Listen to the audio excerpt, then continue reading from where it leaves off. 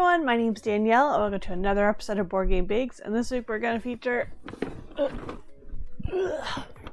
Dice Throne and more Dice Throne. Those are some big boxes. As you can see, it looks like a book. So we're going to make one cake look like a book. There's flaming dice over here, so we're going to make a chocolate flaming dice. Because why wouldn't you? And one that just kind of showcases the game more. So we're going to make it as like a 3-layer cake. Wow. 3-layer cake showcasing Dice Throne.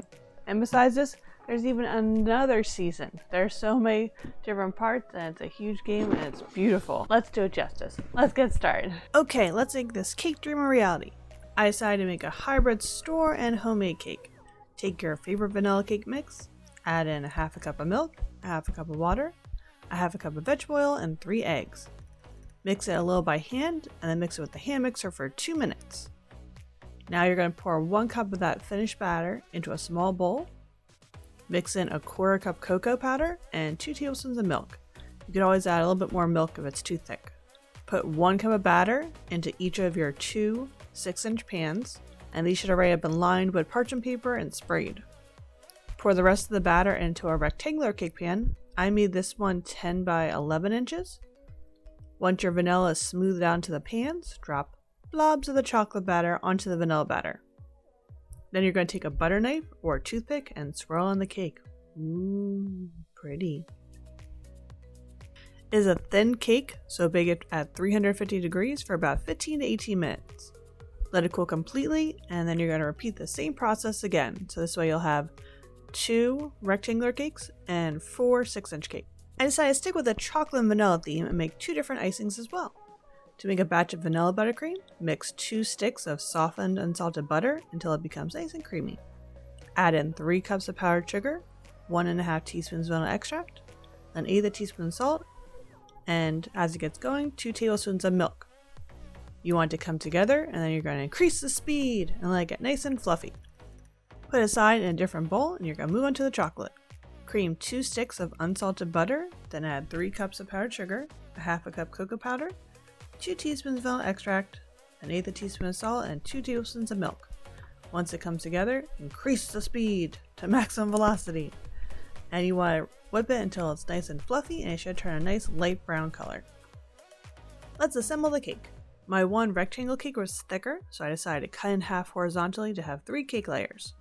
Use a little frosting to glue the bottom layer onto your base, and then put a layer of chocolate or vanilla frosting and spread it around. Put another layer of cake and use the alternate flavor frosting. Once you have your top layer of cake on, you want to put frosting around the cake. You could do patches of the different flavor frostings and smear them together, and this will help continue the marble vibe. I chose to do just 1 layer of frosting, but you could choose to make this your crumb coat and then apply another coat later. For your 6-inch cakes, use a serrated knife to level the cakes, and then you want to alternate vanilla and chocolate layers of filling and apply the different flavors around the cake. Let it harden in the fridge before adding fondant. Hey everyone, while you're here, hit subscribe for new videos every Tuesday at 12 p.m. EST. Thanks! The different shapes are 2 different cakes to work on. We'll go from the bottom to the top of the cake. To start on the bottom, roll out some light tan fondant to 1/8 of an inch thickness. You need 2 pieces that are 2.5 by 9 inches and 1 that's 2.5 by 11 inches. These can be trimmed once they're on your cake. Use edible marker to add lines at various intervals horizontally across your fondant. You could also use edible paint to add some different texture lines and shading. Use a little water to help stick your pieces onto the cake, and then use a sharp knife to trim the edges so this way they're flush with the cake. For the top and remaining side, roll out a piece of black or dark purple fondant until it's 1/8 of an inch thick. Cut out an 11 by 12.5 inch rectangle and drape it over the top and side of the cake.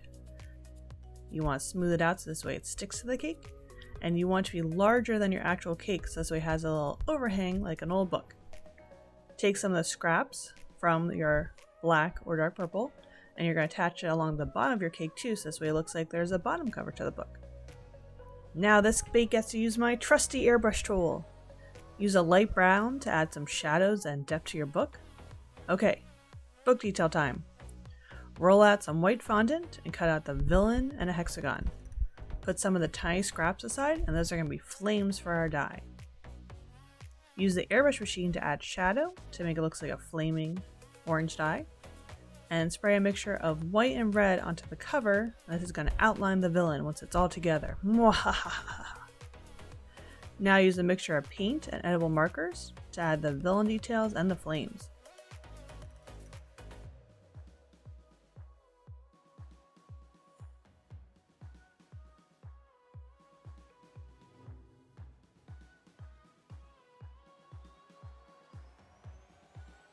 The cake was tacky enough that I could just add the dice and top to the side and not worry about sticking.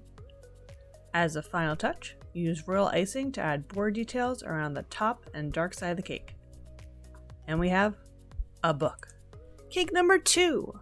Roll out white fondant to an 1/8 of an inch thickness to cover your 6-inch cake. Smooth down the top and gently pull on the sides while you're smoothing to avoid wrinkles. Nobody wants wrinkles.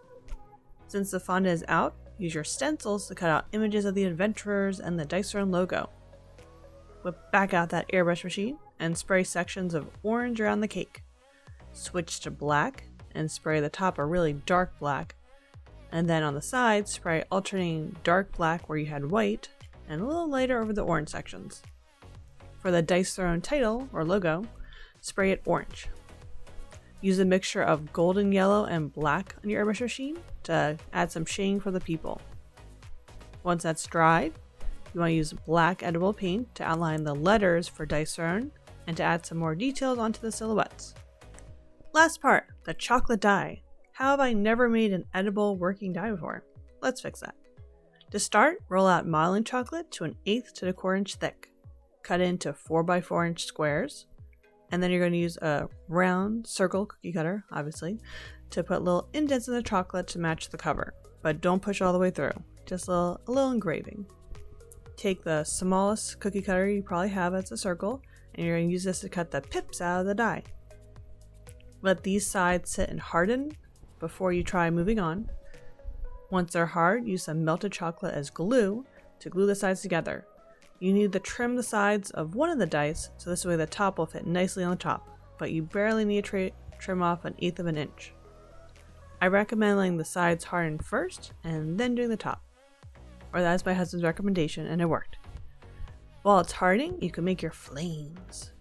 Cut rice paper into flame-like pieces, or just scraps. Do some fun cuts and see where it rips. Take your water and add a drop or 2 of yellow food coloring.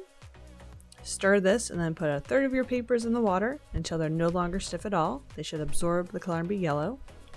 Remove them from the water and drape them over a silicone mat. I put cups underneath it to give it some motion. Repeat the process with orange and red water. These need to dry overnight before they're firm enough to use. Once everything is dry and hardened, you can apply your flames. Use some melted chocolate as glue for your flames, and put them all around the die so it looks like they're coming out of the holes. Ooh, fire. Now let's put all of our pieces together. Take 3 bamboo rods, measure and cut them so they're the height of your larger cake. Place 3 in a triangle formation, and this is going to provide support for your circle cake. Before putting your circle cake on, take a knife and cut a square at the top of the cake. You want to angle it so it's like a diamond with the pointy side towards your logo. You could also put a support in there, so this way you don't have to worry about the weight of the chocolate crushing through your cake. Place your circle cake on your rectangular cake where the supports are, then carefully place the point of your dice into the square that you cut out. Jiggle it a bit to make sure it's happy, and your Dice Throne is complete.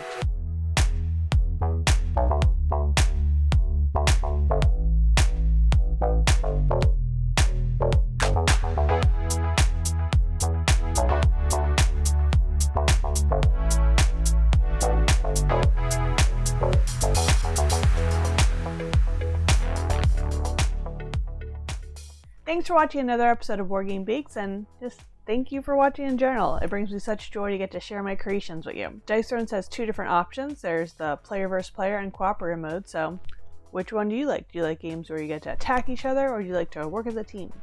Let me know down below. Keep playing games and keep them sweet. Bye!